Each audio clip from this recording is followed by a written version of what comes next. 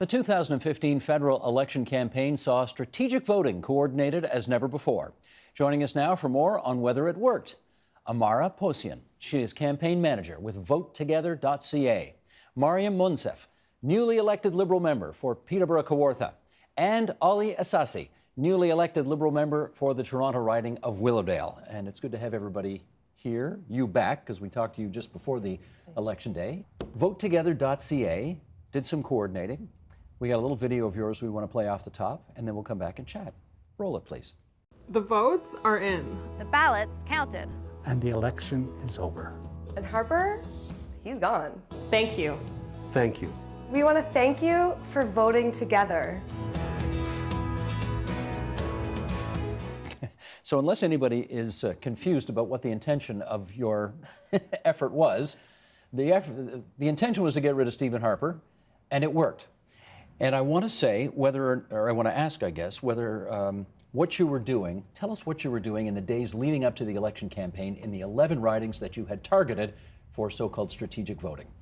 So in the lead up to the election, we were building a bloc of voters who wanted to get rid of the Conservatives by voting for the best candidate who could defeat the Conservatives in their riding. What we did in the days leading up to the election itself was re-engage those people.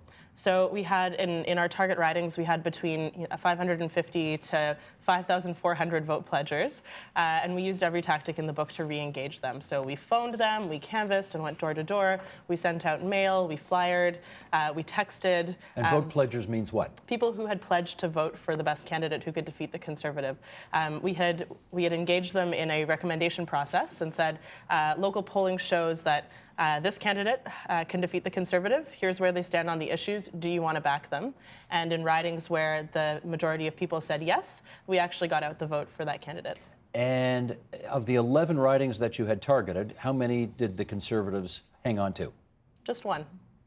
So is it your view that you went 10-1, basically?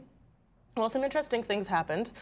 In one of our ridings, we backed the NDP candidate and the Liberal won, but that was a riding where we had said from the outset that both candidates could defeat the Conservatives. Which riding was that? In Vancouver-Granville. Okay. So we asked our community if they wanted to back a candidate. 96% said yes, and then we asked who, and 60% voted for the NDP candidate. So we got out the vote for her, and the Liberal won, which in our view is still a success. She'll be an excellent MP. The other riding where the Conservative won was a riding where the NDP had the best shot, but the Liberal wave meant that the vote was split. This was in Saskatoon University, so the Conservative won. But in all of our other ridings, we defeated the Conservatives, and in some places it was really close. So in Elmwood-Transcona, the NDP candidate won by 51 votes, and we had almost 2,000 vote pledgers there. And we had 15,000 conversations there in the last 10 days of the campaign. So, you know, we feel pretty confident that that had some impact on the 51 people. That's what we're here to explore this morning. Ali, you're running in the sort of Northern Toronto riding of Willowdale. How aware were you of the strategic voting efforts underway to help you win? Well, we were aware, but we were never in contact. At no point during the entire process did we actually communicate with Lead Now, but obviously when they would send out tweets or poll results, we would hear about it. You felt they were in your corner? Had no reason to believe that they weren't, let's put it that way. I guess what I'm trying to figure out here is how instrumental do you think they were? Because I noticed in the Willowdale riding, they had more than 5,000 people, what do you call them, vote pledgers? Oh, Willowdale, we had just over 500. 5,000 people that you talked to and just over 500 people that yes. who promised to vote for strategically, for the person who won. So she's saying her organization is partially responsible for 10 out of the 11 ridings that they targeted not going Conservative. Do you think they're entitled to some victory dances in Willowdale? I don't believe so, not in our riding, because if you look at the margins, we did quite well on election night. We defeated the incumbent by 16%. So how many votes was that, do you recall? Approximately 25,000 for the Liberals, I believe 17,000 approximately for the Conservatives. So that was a very, very wide margin. Back in 2011, the Conservatives defeated us in Willowdale by 2%. This time we bested them by 16%. Yeah, okay. It actually looked like Ali was doing so well that we pivoted our volunteers to Eglinton Lawrence, where we thought the race would be closer. Gotcha. Yeah. So he didn't need your help to win his riding, and maybe Marco Mendicino needed your help to win over Joe Oliver? I mean, elections are very volatile, so we cast a wide net and paid attention to dynamics and then moved resources in a way that made sense. So it looked like you were doing really well in the riding and didn't really need our help. And that turned out to be the case. We moved. Maureen, how about you? Do you think strategic voting helped you win in your riding? Well, I'll begin by acknowledging our presence on the traditional territory of the Mississaugas of the New Deal. And as far as strategic voting goes, there will be a lot of political scientists who will do a thorough analysis on the election results. And I look forward to getting to know those analyses a bit more. But I can tell you that as far as a significant impact, I don't believe that strategic voting, while it may have influenced some voters, I believe that the majority of voters were voting for something, not against something. And It's possible it was both, though, isn't it? absolutely. I mean, that's what elections are about, right? Compare and contrast. Is this government making a positive difference in my life? What are the alternatives? What are they offering me? And, in our riding, we knocked on and called on about 70,000 doors. And we spoke with about 30,000 individuals at their doorsteps. And Would you win by? a significant margin of the vote. I don't have to ask you. I got the numbers right here. You got 29,000. 159 votes. How about social media in your riding? Absolutely. What kind of an Social media. impact? Well, social media right now, any posts I put on my Facebook page are reaching 180,000 people. My Twitter following has increased by thousands, and part of our strategy from the get-go was we'll work with traditional media sources because we have one of the oldest populations in the country in Peterborough, Kawartha, and so we wanted to go where they were, but we also have thousands of students and younger people How about them? on social media. How well did you engage new voters? They came out. We have one of 73% was our voter turnout, which is higher than the national average. And we know that the students came out this time. I met a 60-year-old man, and many like him, who said, I've never voted before, but I'm voting this time, and I'm voting for a strong, positive campaign. Here's, let me read this graphic. Sheldon, you want to put this up here? The communication you sent out to Vote Together supporters on Wednesday said in part, in the ridings where a recommended candidate won, Lead Now members, that's the strategic voting effort, Lead Now members and the voters we directly engaged account for more than the margin of victory in 8 ridings and more than half the margin of victory in 14 ridings. This is what I need to follow up on, Amara, because everybody obviously wants as many people engaged in an election campaign as possible, and it's terrific that you wanted to partake in the way that you did. But there are people who are observing the day after that your efforts may actually have not had very much impact at all, because there was such a wave against the Conservatives and such a wave for the Liberals that the impact you might have thought you had actually didn't show up at all. What would you say to that? Well, I mean, Vote Together was never just about strategic voting in our target ridings. I think we did a service to people by giving them good riding level information in a number of places. So every single riding had historic results on new riding boundaries, as well as 37 ridings where we crowdfunded for and commissioned local polls, which in somewhere like Peterborough, which is a bellwether riding, knowing that the Liberals are ahead a few days before the election is helpful. If you're not sure and you're taking a last-minute look at the results, that helps you inform your vote. But strategic voting it's never a national thing. It happens on a riding-by-riding basis where people change their vote to their second or third choice candidate in order to defeat somebody else. And in somewhere like Calgary Centre, where the margin was 900 votes, and we talked to thousands of people and had almost 2,000 pledgers and 2,000 people on our list, or Elmwood-Transcona, where the margin was... Just go back. So Calgary Centre went Liberal by less than 1,000, and you think it's because of the impact that you had? Calgary Centre went Liberal for the first time in 47 years. Right. And we had 2,000 people who had pledged to Vote Together, who together decided to back Kent Hare, who won by 900 votes. Yeah. So I think that in a place like that, and in a place like Elmwood-Transcona, where there was a huge number of Liberal votes, which is something that's unprecedented, but really the NDP candidate, Daniel Blakey, had the only chance of defeating the Conservative. There, he won by 51 votes. It was the closest race in the country. But this is what I want to pick up on, because If I understand strategic voting properly, it is vote for the candidate who has the best shot of defeating the Conservative. Now, in lots of ridings, that should have been the New Democrat, but it wasn't the New Democrat. They got decimated in lots of ridings because this wave came in for Justin Trudeau and the Liberals. So again, I'm really trying to get a better sense of how much did strategic voting really matter and how much was just simply everybody voted Liberal and it didn't matter what you did. Well, I think it's different in different places, right? Like if everybody had voted Liberal in Elmwood Transcona and we hadn't had an effort backing up Daniel Blakey, the vote splitting would have happened and the Conservative would have won. There are a number of places where the Liberals would have won anyway, and I don't think that you can distill the outcome of an election to one cause or one force. I think a number of things were happening that led to the outcome that we have.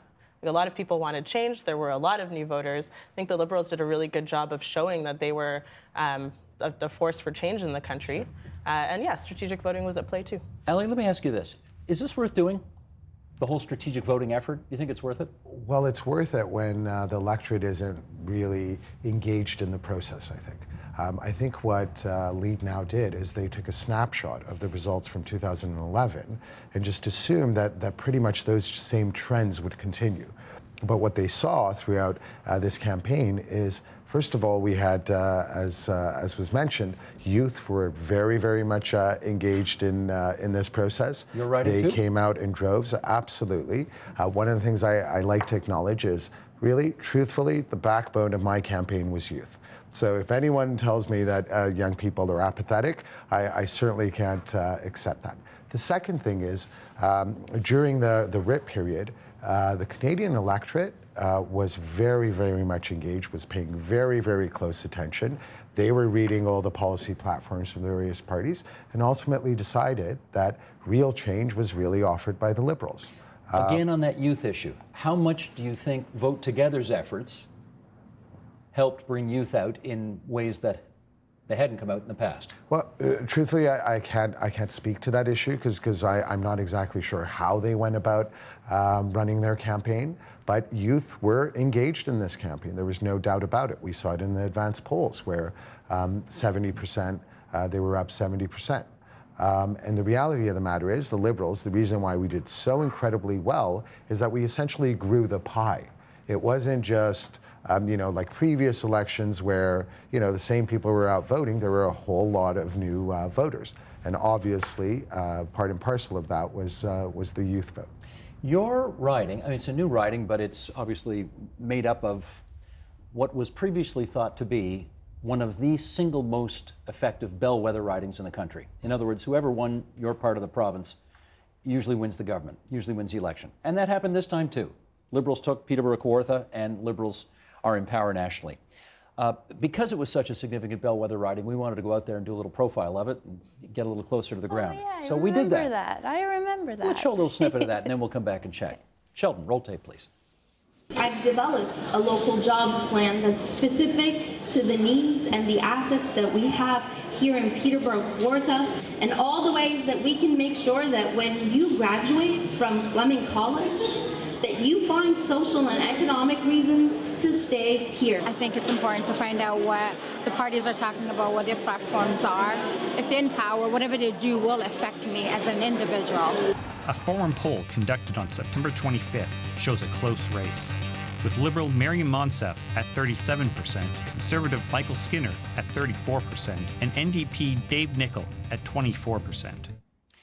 Okay, at that point, the polls were fairly close. You guys did a poll later which showed a bigger spread and showed that, I guess, if people wanted to defeat the Conservative, which your riding was Conservative before this, they had to vote Liberal. And again, let's try to understand this. How impactful do you think the poll that Vote Together commissioned and did was in getting people to vote for you? Okay, so there are a variety of factors at play, as Amara said earlier. This is what I think, based on the anecdotal evidence. What I can offer you is the kind of campaign we ran and the feedback I got on the ground. One of the most consistent themes I heard at the doors was, I don't want to hear why the other party shouldn't win. I don't want to hear what you don't like about them. What I want to know is why I should vote for you. People weren't interested in mudslinging. People weren't interested in putting down the other parties. They wanted to know how me as an individual would represent them well in Ottawa, and how Justin Trudeau and his party and his policies would make their lives and their kids' lives and their grandkids' fair lives enough. easier. But was there any awareness of what the There was amongst strategic voting a people were up small to? group of people, I would say, yes, there was. But ultimately, people wanted to know that the infrastructure plan that we offered was going to stimulate the economy and create jobs, that the 7% tax cut we were offering was going to leave more money in the pockets of middle-class income earners, that the child benefit plan that we were offering was going to give more to those who needed it more and lift 315,000 Canadian kids out of poverty. I get you. Now, there's one other plank that was in the Liberal platform that I want to put on the table right now and get some discussion of, because I got to tell you, I don't know anybody who thinks you're actually going to do this. So you go ahead, prove me wrong. Let's bring this one up, Sheldon. This is part of the Liberal platform. Immediately after the next election, an all-party process be instituted involving expert assistance and citizen participation to report to Parliament within 12 months with recommendations for electoral reforms, including, without limitation, a preferential ballot and/or a form of proportional representation to represent Canadians more fairly and serve Canada better. That's in the platform. Let's get into this. Ali, do you see any benefits to moving to a PR system versus first past the post, which elected you, incidentally? Sure. Well, what I can say is that the Liberal Party is very serious about this. Had we not been serious about this, you wouldn't have a time frame. We could have not said that within 12 months we will have electoral reform. We obviously were listening to Canadians. They were expressing concerns about this. And just like everything else in our platform, the platform was supposed to be responsive to things that Canadians were asking of us. You have no doubt but that you will go forward and make good on this plank. Absolutely. You do. Why would we have a time frame in place if we didn't intend to honor it? You've asked a rhetorical question. I'll give you a rhetorical answer. Because every party that pledges to change the voting system and then gets elected by the old voting system remembers that they got elected by the old voting system and therefore doesn't change it. So Steve You think you're going to be different? That, what we saw up on that screen just now, that was the policy resolution that came out of our convention years ago.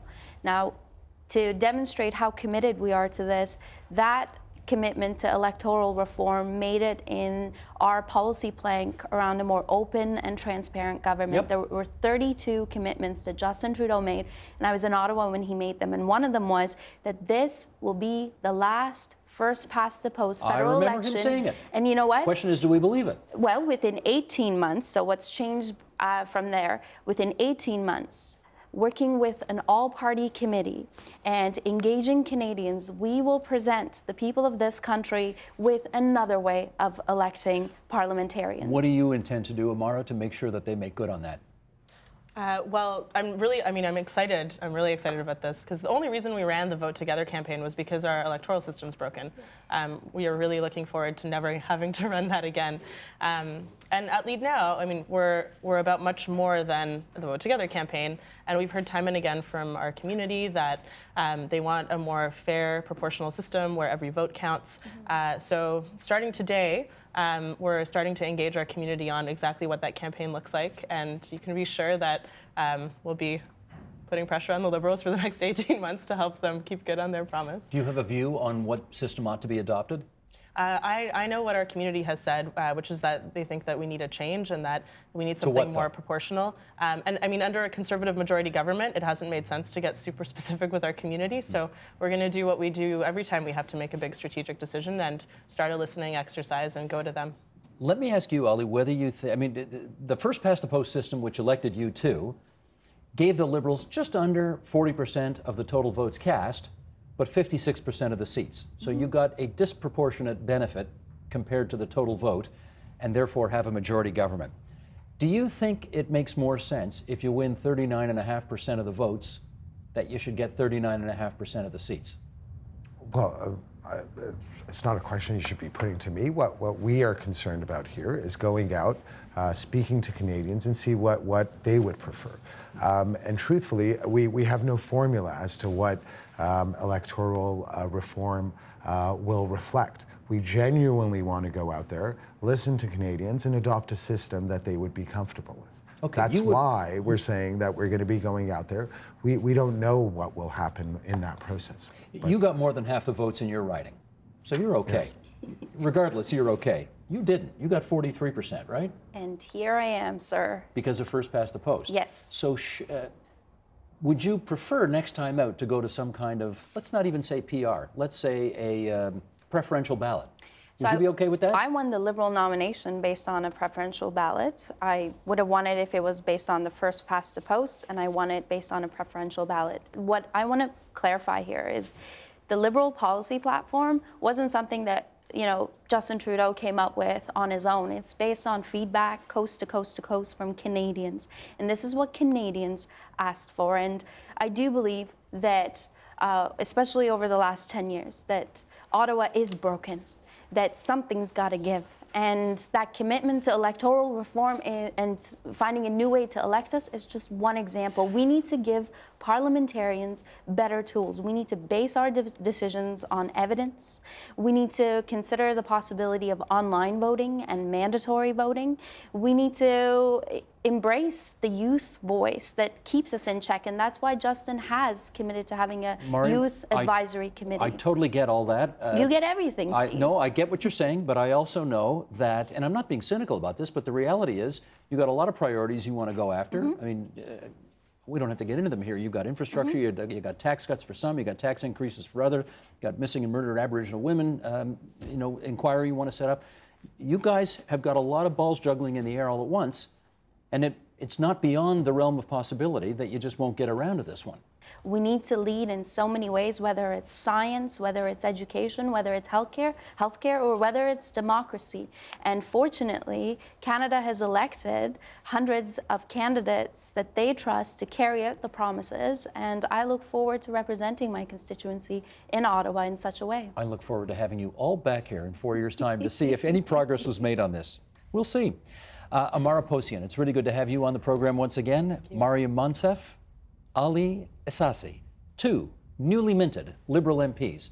Good to have you on our program tonight as well. Thank you. Thank you very much. Help TVO create a better world through the power of learning. Visit supporttvo.org and make a tax-deductible donation today.